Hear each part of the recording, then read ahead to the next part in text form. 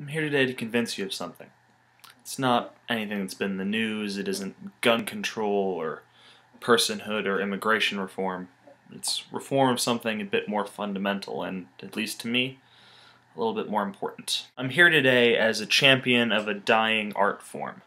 Classical and jazz musicians throughout the world are really trying to strive for new ground, but are finding smaller and smaller and older audiences. Some people blame this on the youth and the culture today, that things have just moved on, or that we don't have enough of an education system to teach young people about sort of the wonders of this music that we love so much and that we are trying to create. But I think that the problem is completely different. The problem is that, and especially in jazz, we have glorified the heroes of the past. We've put these people like Charlie Parker and Miles Davis, or Arnold Schoenberg, Shostakovich, Brahms, on such a high pedestal that we can't hope to get audiences to listen to new music if we're constantly comparing it to the old. Not only are we constantly comparing it to the old, but we are still trying to maintain the old. I mean, rhythm changes is still a very popular form and a very popular chord progression to use in jazz. And it was popular in the 30s and the 40s. And I mean, if Charlie Parker still heard us playing rhythm changes, I don't think he'd be happy. I think he'd be shocked that we hadn't thought of anything better yet. And the blame for this lies, mostly at least, not on the musicians, but on the teachers and the people who are passing down this tradition through to the next generation. We've gotten to the point where there's sort of been a stagnation, that music for a lot of teachers and for a lot of people who are writing textbooks and for a lot of people who are even doing what I do, sort of explaining these concepts of music, a lot of this stopped in 1970. Rock and roll barely happened for these people, fusion didn't happen for these people, electronic music didn't happen for these people, hip-hop and R&B, well, at least modern R&B, didn't happen for any of these people.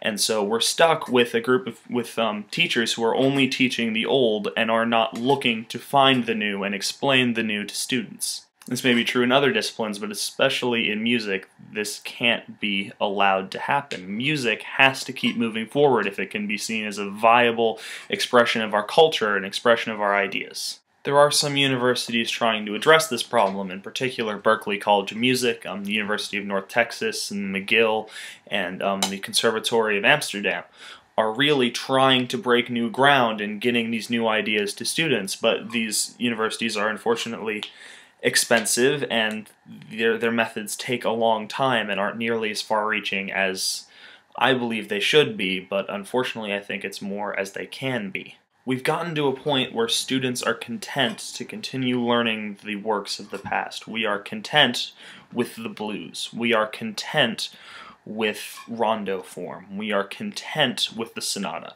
We cannot move forward as an art until those of us that practice it accept that things must change.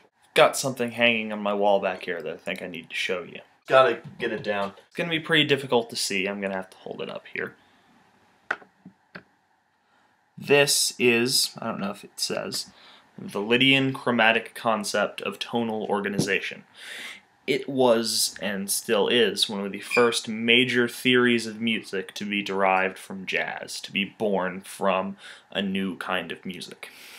And it's a wonderful idea. It suggests things like replacing the major scale and eliminating chord changes for changes in mode, and it uses a lot of cool tetrachords and things. But this happened more than 50 years ago, 60 years ago even now. And that is where we are. Stuck, living in a past that we adore, and that we want to be a part of, in a world that we can't be. So how do we fix this problem? Well, we have to start treating music the way that we treat a religion. Sure, the basic tenets are always intact. We keep our basic creeds.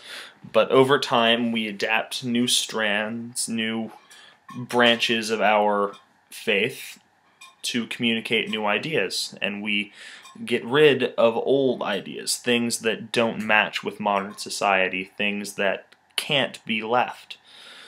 And hopefully we'll gain something from it. Thank you.